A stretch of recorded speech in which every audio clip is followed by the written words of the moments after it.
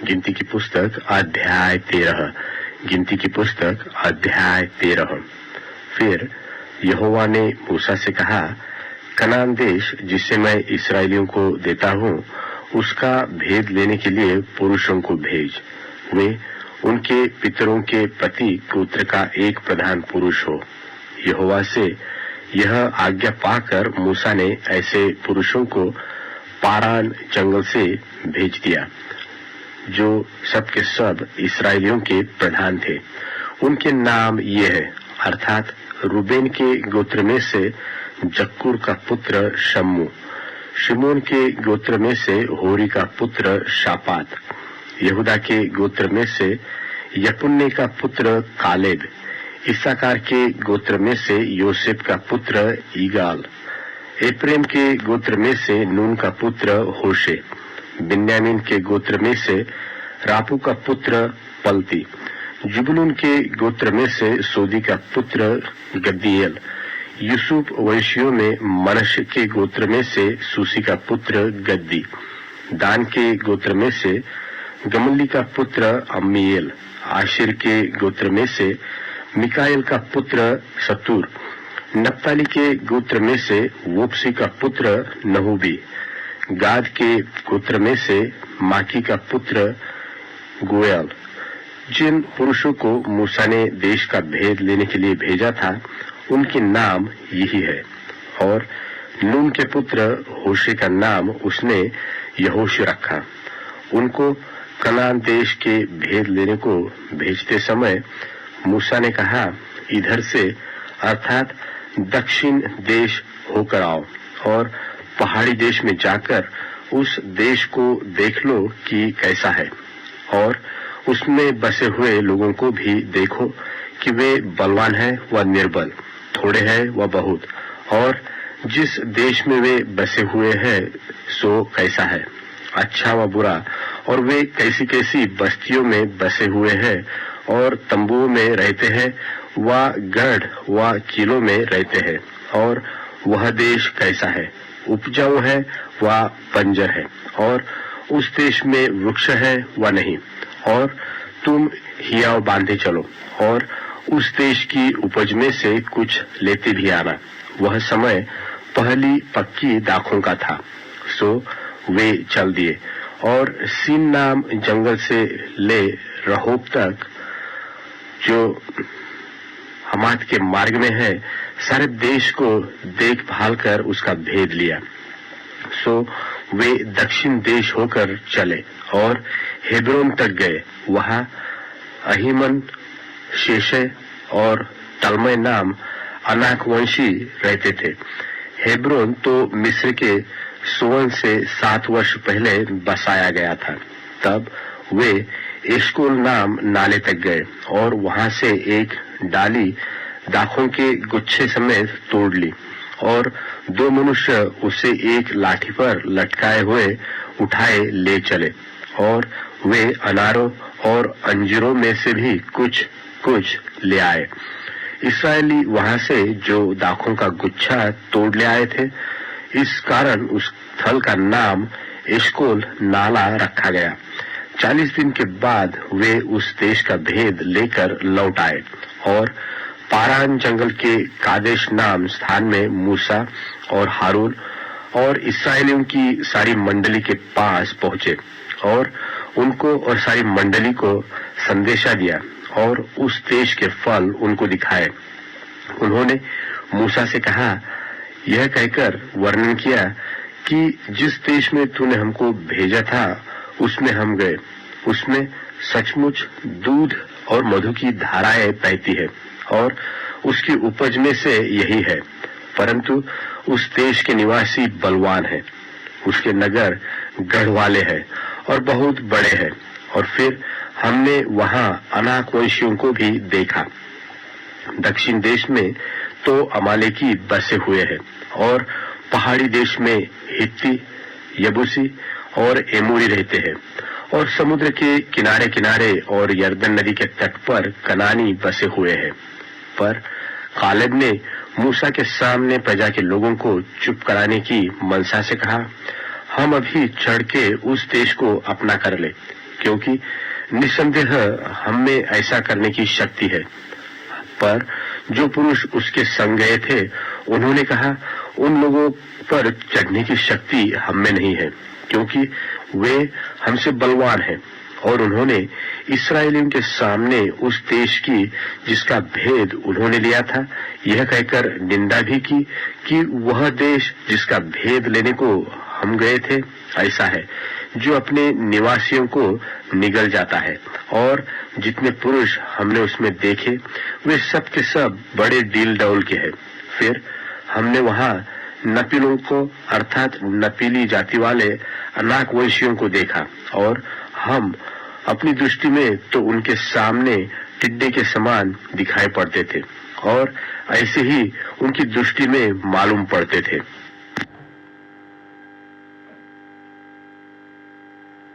गिनती की पुस्तक अध्याय 14। गिनती की पुस्तक अध्याय 14। तब सारी मंडली चिल्ला उठी और रात भर वे लोग रोते ही रहे, और सब इस्राएली मूसा और हारून पर बुड़बुड़ाने लगे।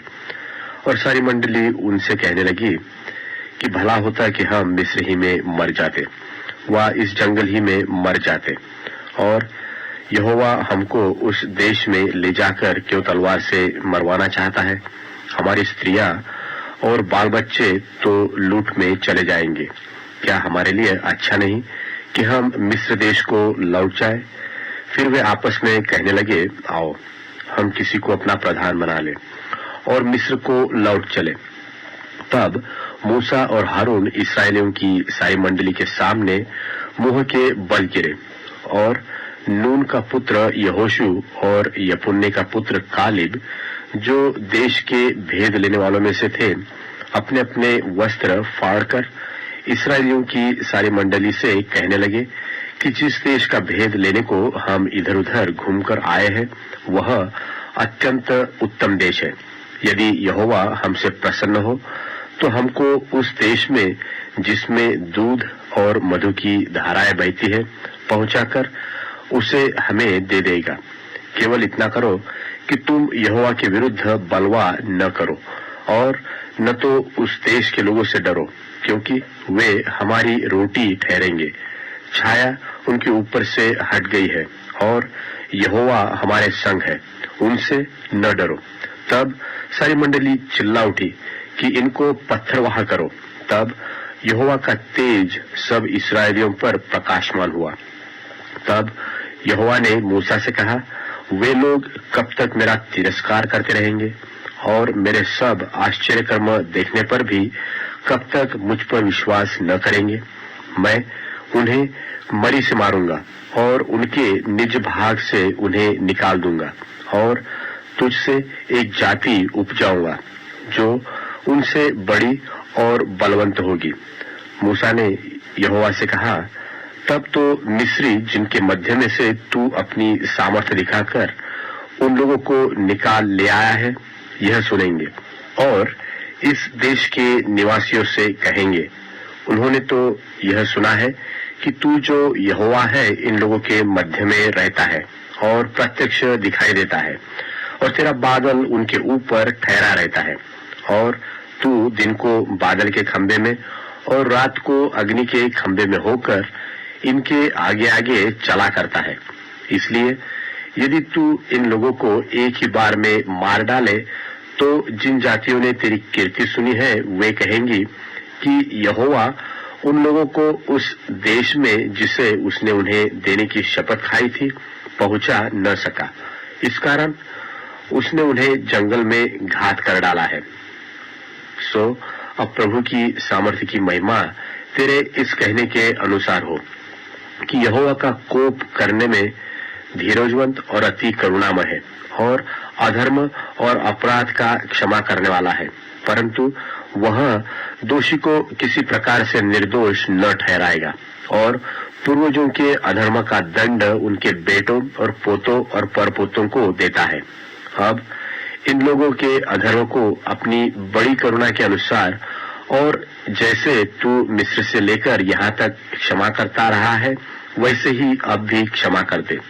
यहोवा ने कहा, तेरी विनती के अनुसार मैं क्षमा करता हूँ, परंतु मेरे जीवन की शपथ, सचमुच सारी पृथ्वी यहोवा की महिमा से परिपूर्ण हो जाएगी।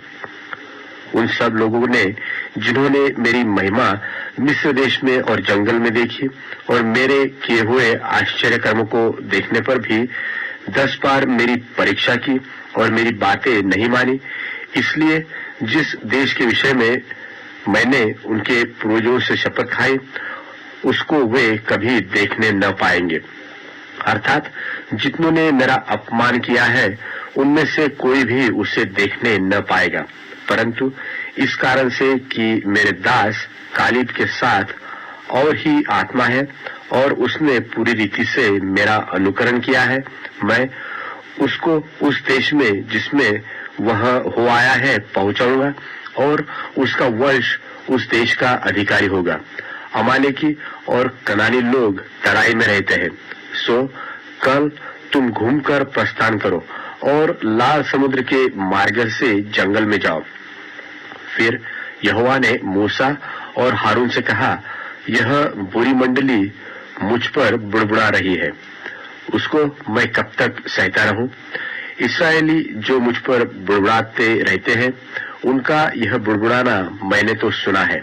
सो उनसे कह कि यहोवा की यह वाणी है कि मेरे जीवन की शपथ, जो बातें तुमने मेरे सुनते कही है, निसंदेह मैं उसी के अनुसार तुम्हारे साथ व्यवहार करूंगा।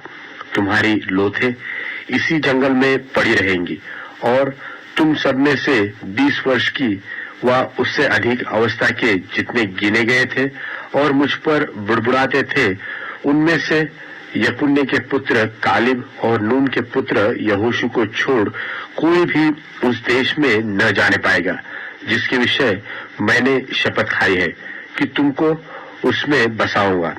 परंतु तुम्हारे बाल बच्चे जिनके विषय तुमने कहा है कि ये लूट में चले जाएंगे, उनको मैं उस देश में पहुंचा दूंगा और वे उस देश को जान लेंगे जिसको तुमने तुच्छ जाना है। परंतु तुम लोगों की लोथें इसी जंगल में पड़ी रहेंगी और जब तक तुम्हारी लोथें जंगल में न गल जाए तब तक, अर्थात 40 वर्ष तक तुम्हारे बाल बच्चे जंगल में तुम्हारे व्यभिचार का फल भोगते हुए चरवाही करते रहेंगे। जितने दिन तुम उस देश का भेद लेते रहे, अर्थात 40 दिन, उनकी गिनती के अनुसार 3 पीछे 1 वर्ष, अर्थात 40 वर्ष तक तुम अपने अधर्म का दंड उठाए रहोगे। तब तुम जान लोगे कि मेरा विरोध क्या है। मैं यहोवा यह कह चुका हूं कि इस बुरी मंडली के लोग जो मेरे विरुद्ध इकट्ठे हुए हैं इसी जंगल में मर मिटेंगे और निसंदेह ऐसा ही करूंगा। तब जिन पुरुषों को मूसा ने उस देश के भेद लेने के लिए भेजा था और उन्होंने लौटकर उस देश की नामधराई करके सारी मंडली को कुड़कुड़ाने के लिए उभारा था, उस देश की वे नामधराई करने वाले पुरुष यहोवा के मारने से उनके सामने मर गए। परंतु देश के भेद लेने वाले पुरुषों में से नून का पुत्र यहोशू और यपुन्ने का पुत्र कालिब दोनों जीवित रहे। तब मूसा ने ये बातें सब इस्राएलियों को कह सुनाई और वे बहुत विलाप करने लगे और वे बिहान को सवेरे उठकर यह कहते हुए पहाड़ की चोटी पर चढ़ने लगे कि हमने पाप किया है, परंतु अब तैयार है और उस स्थान को जाएंगे जिसके विषय यहोवा ने वचन दिया था। तब मूसा ने कहा, तुम यहोवा की आज्ञा का उल्लंघन क्यों करते हो? यह सुफल न होगा। यहोवा तुम्हारे मध्य में नहीं है, मत चढ़ो, नहीं तो शत्रुओं से हार जाओगे। वहां तुम्हारे आगे अमालेकी और कनानी लोग हैं, सो तुम तलवार से मारे जाओगे। तुम यहोवा को छोड़कर फिर गए हो, इसलिए वह तुम्हारे संग नहीं रहेगा। परंतु वे ढिठाई करके पहाड़ की चोटी पर चढ़ गए, परंतु यहोवा की वाचा का संदूक और मूसा छावनी से न हटे। तब अमालेकी और कनानी जो उस पहाड़ पर रहते थे उन पर चढ़ाए और होर्मा तक उनको मारते चले आए।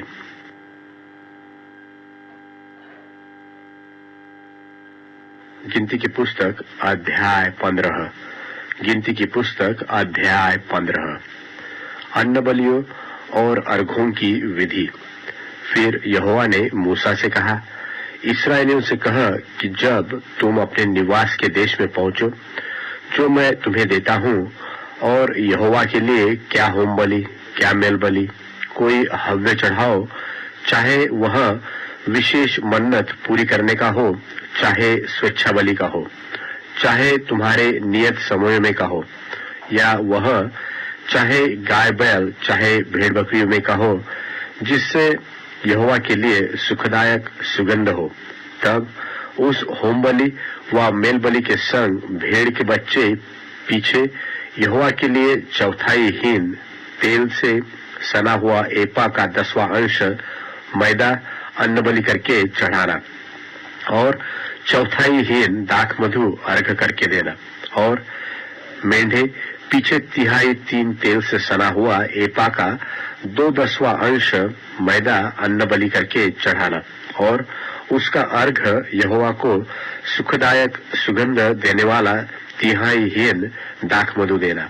और जब तू यहोवा को होम बलि व किसी विशेष मन्नत पूरी करने के लिए बलि व मेल बलि करके बछड़ा चढ़ाए, तब बछड़े का चढ़ाने वाला उसके संग आधहीन तेल से सना हुआ एपा का 3/10वां अंश मैदा अन्न बलि करके चढ़ाए, और उसका अर्घ आधहीन दाख मधु चढ़ाए। वह यहोवा को सुखदायक सुगंध देने वाला हव्य हो। एक एक बछड़े व मेंढे व भेड़ के बच्चे व बकरी के बच्चे के साथ इसी रीति चढ़ावा चढ़ाया जाए। तुम्हारे बलि पशुओं की जितनी गिनती हो, उसी गिनती के अनुसार एक एक के साथ ऐसा ही किया करना। जितने देशी हो वे यहोवा को सुखदायक सुगंध देने वाला हव्य चढ़ाते समय ये काम इस रीति से किया करे। और यदि कोई परदेशी तुम्हारे संग रहता हो, व तुम्हारी किसी पीढ़ी में तुम्हारे बीच कोई रहने वाला हो, और वह यहोवा को सुखदायक सुगंध देने वाला हव्य चढ़ाना चाहे, तो जिस प्रकार तुम करोगे उसी प्रकार वह भी करे। मंडली के लिए अर्थात तुम्हारे और तुम्हारे संग रहने वाले परदेशी दोनों के लिए एक ही विधि हो। तुम्हारी पीढ़ी पीढ़ी में यह सदा की विधि ठहरे कि जैसे तुम हो वैसे ही परदेशी भी यहोवा के लिए ठहरता है। तुम्हारे और तुम्हारे संग रहने वाले परदेशियों के लिए एक ही व्यवस्था और एक ही नियम है।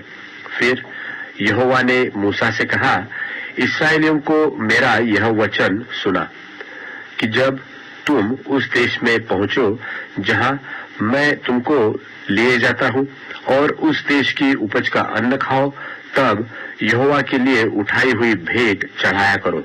अपने पहले गूंधे हुए आटे की एक पपड़ी उठाई हुई भेंट करके यहोवा के लिए चढ़ाना। जैसे तुम खलिहान में से उठाई हुई भेंट चढ़ाओगे, वैसे ही उसको भी उठाया करना। अपनी पीढ़ी पीढ़ी में अपने पहले गूंधे हुए आटे में से यहोवा को उठाई हुई भेंट दिया करना। फिर जब तुम इन सब आज्ञाओं में से जिन्हें यहोवा ने मूसा को दिया है किसी का उल्लंघन भूल से करो, अर्थात जिस दिन से यहोवा आज्ञा देने लगा और आगे की तुम्हारी पीढ़ी पीढ़ी में उस दिन से उसने जितनी आज्ञाएं मूसा से दी है, उसमें यदि भूल से किया हुआ पाप मंडली के बिना जाने हुआ, तो सारी मंडली यहोवा को सुखदायक सुगंध देने वाले होम बलि करके एक बछड़ा और उसके संग नियम के अनुसार उसका अन्न बलि और अर्घ चढ़ाए, और पाप बलि करके एक बकरा चढ़ाए।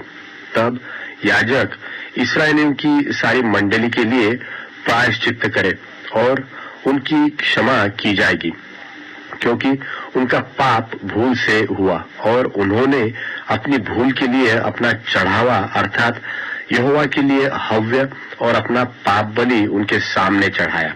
सो इस्राएलियों की सारी मंडली का और उसके बीच रहने वाले परदेशी का भी वह पाप क्षमा किया जाएगा, क्योंकि वह सब लोगों के अनजान में हुआ। फिर यदि कोई प्राणी भूल से पाप करे तो वह 1 वर्ष की एक बकरी पाप बलि करके चढ़ाए, और याजक भूल से पाप करने वाले प्राणी के लिए यहोवा के सामने प्रायश्चित्त करे। सो इस प्रायश्चित्त के कारण उसका वह पाप क्षमा किया जाएगा। जो कोई भूल से करे, चाहे वह इस्राएलियों में देशी हो, चाहे तुम्हारे बीच परदेशी होकर रहता हो, सबके लिए तुम्हारी एक ही व्यवस्था हो। परंतु क्या देशी क्या परदेशी, जो प्राणी ढीठाई से कुछ करे वह यहोवा का अनादर करने वाला ठहरेगा, और वह प्राणी अपने लोगों में से नाश किया जाए। वह जो यहोवा का वचन तुच्छ जानता है और उसकी आज्ञा टालने वाला है, इसलिए वह प्राणी निश्चय नाश किया जाए। उसका अधर्म उसी के सिर पड़ेगा। जब इस्राएली जंगल में रहते थे, उन दिनों एक मनुष्य विश्राम के दिन लकड़ी बीनता हुआ मिला, और जिनको वह लकड़ी बीनता हुआ मिला वे उसको मूसा और हारून और सारी मंडली के पास ले गए। उन्होंने उसको हवालात में रखा, क्योंकि ऐसे मनुष्य से क्या करना चाहिए वह प्रकट नहीं किया गया था। तब यहोवा ने मूसा से कहा, वह मनुष्य निश्चय मार डाला जाए। सारी मंडली के लोग छावनी के बाहर उस पर पत्थरवाह करें। सो जैसा यहोवा ने मूसा को आज्ञा दी थी, उसी के अनुसार सारी मंडली के लोगों ने उसको छावनी के बाहर ले जाकर पत्थरवाह किया, और वह मर गया। फिर यहोवा ने मूसा से कहा, इस्राएलियों से कह कि अपनी पीढ़ी पीढ़ी में अपने वस्त्रों के कोर पर झालर लगाया करना, और एक एक कोर की झालर पर एक नीला फीता लगाया करना, और वह तुम्हारे लिए ऐसी झालर ठहरे जिससे जब जब तुम उसे देखो तब तब यहोवा की सारी आज्ञाएं तुमको स्मरण आ जाए, और तुम उसका पालन करो, और तुम अपने अपने मन और अपनी अपनी दृष्टि के वश में होकर व्यभिचार न करते फिरो जैसे करते आए हो, परंतु तुम यहोवा की सब आज्ञाओं को स्मरण करके उनका पालन करो और अपने परमेश्वर के लिए पवित्र बनो। मैं यहोवा तुम्हारा परमेश्वर हूँ, जो तुम्हें मिस्र देश से निकाल ले आया, कि तुम्हारा परमेश्वर ठहरूं। मैं तुम्हारा परमेश्वर यहोवा हूँ। गिनती की पुस्तक